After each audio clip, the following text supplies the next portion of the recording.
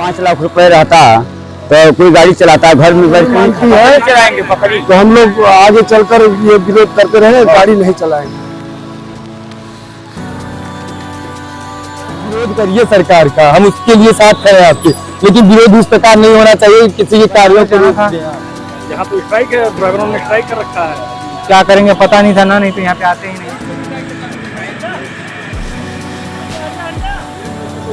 जी तो भाजपा क्यों है? पब्लिक मार देगी, पब्लिक मार देगी या फिर सरकार मार देगी? तो अपने जगह पे भी ठीक है, क्योंकि जो अभी कानून निकाला है कि अगर किसी को एक्सीडेंट हो जाता है, अगर इनके साथ भी है कि अगर मान लिया रुक जाते हैं तो इनको कोई पब्लिक छोड़ेगी थोड़ी नहीं। तो आदमी तो पहले अपनी जान की सुरक्षा करता है, अपने आप को खुद ही सरेंडर कर देते हैं ले जाके, मैक्सिमम तो चले जाते थाने में सरेंडर करते ही। पढ़ाई वढ़ाई भी मिल सकती, पता रहता तो मौजूद नहीं रहता।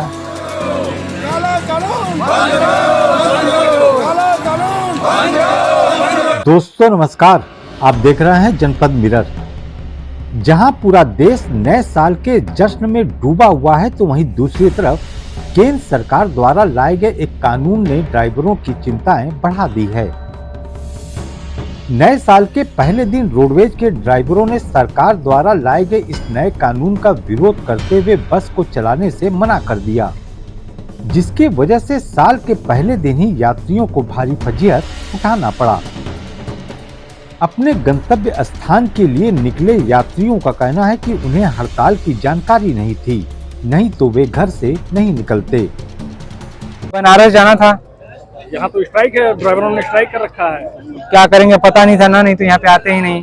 अब देखिए कैसे जाते हैं। उधर वाराणसी जंक्शन कैंट जा रहा था, तो इधर बस की समस्या पता नहीं था मुझे कि इधर ऐसा होने वाला। मैं अपने मैं घर ही रहता, इधर आने की जरूरत ही नहीं। ये लोग आके मुझे इधर फंसा दिए। वहीं कई यात्रियों का कहना है कि सरकार को भी इस कानून को लाने से पहले सोचने व बातचीत करना चाहिए था। उनका कहना है कि सरकार जो कानून लाई है उसके मुताबिक यदि एक्सीडेंट के बाद ड्राइवर भागता है तो उसे कानून जकड़ लेगा, और यदि रुकता है तो पब्लिक के आक्रोश का शिकार हो जाएगा। देखिए, ड्राइवर तो अपने जगह पे भी ठीक है, क्योंकि जो अभी कानून निकाला है कि अगर किसी को एक्सीडेंट हो जाता है, अगर इनके साथ भी है कि अगर मान लिया रुक जाते हैं तो इनको कोई पब्लिक छोड़ेगी थोड़ी नहीं। तो आदमी तो पहले अपनी जान की सुरक्षा करता है, अपने आप को खुद ही सरेंडर कर देते हैं ले जाके, मैक्सिमम तो चले जाते थाने में सरेंडर करते ही हैं, ठीक है। लेकिन ये कि भाग गया आदमी, ड्राइवर भी छोड़ के भागना नहीं चाहता, लेकिन वो देखते हैं कि पब्लिक है उनके ऊपर खुद वो कर देगी, हमला बोल देगी, इसलिए अपनी जान की सुरक्षा के लिए वो छोड़ के भाग जाते हैं, और कोई वो नहीं है। गवर्नमेंट भी अपनी तरफ से सोच रही है कि ऐसा करें कि आम आदमी किसी का एक्सीडेंट हुआ तो उसकी भी सुरक्षा हो जाए।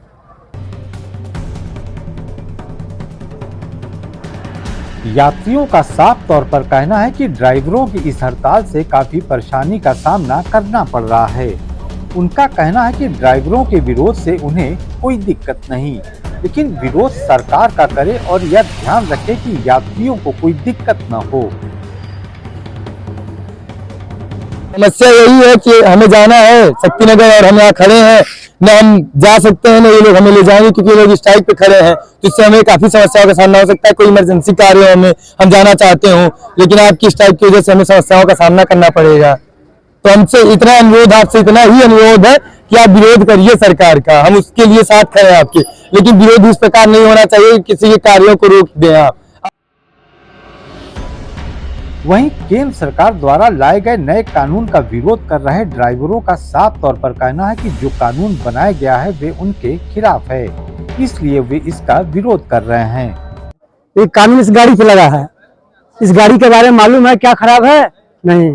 अभी कोई भी इसका टेक्निकल फॉल्ट होता है तो उसकी जिम्मेदारी ड्राइवर पे आती है। ये किसी व्यक्ति विशेष पे ड्राइवर पे ही नहीं कानून है। अभी सड़ी हुई गाड़ी हमें डिपो दे दी जाती है, अगर तो वही बाइक उसका कुछ भी प्रेशर पाइप है या दुनिया भर के फॉल्ट होते हैं, कुछ भी हुआ उसका जिम्मेदार सिर्फ ड्राइवर। और 5 लाख रुपए या 10 साल सजा जो भी है, जो भी सिस्टम है तो भुगतना पड़ेगा।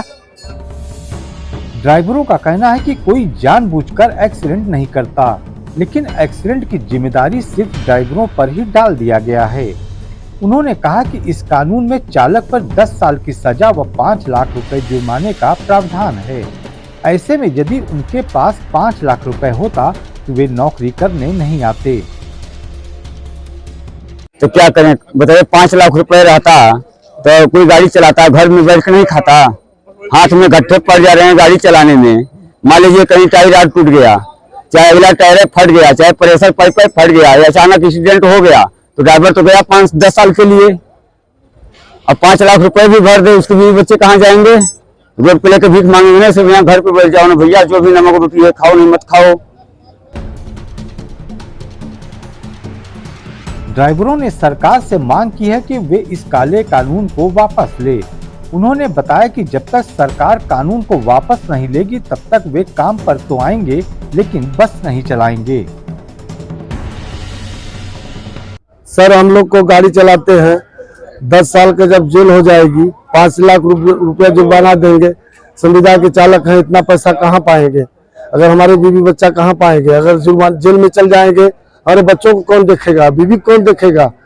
और सर हम चाहते हैं कि ये कानून वापस ले लें और हम लोग को जीने दें।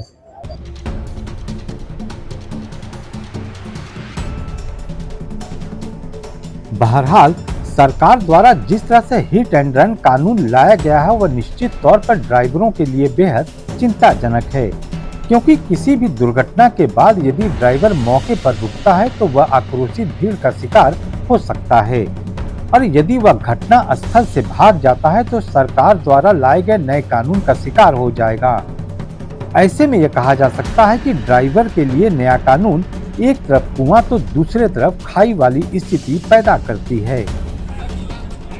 अब देखना यह दिलचस्प होगा कि देशव्यापी विरोध के बाद सरकार इस दिशा में क्या कदम उठाती है।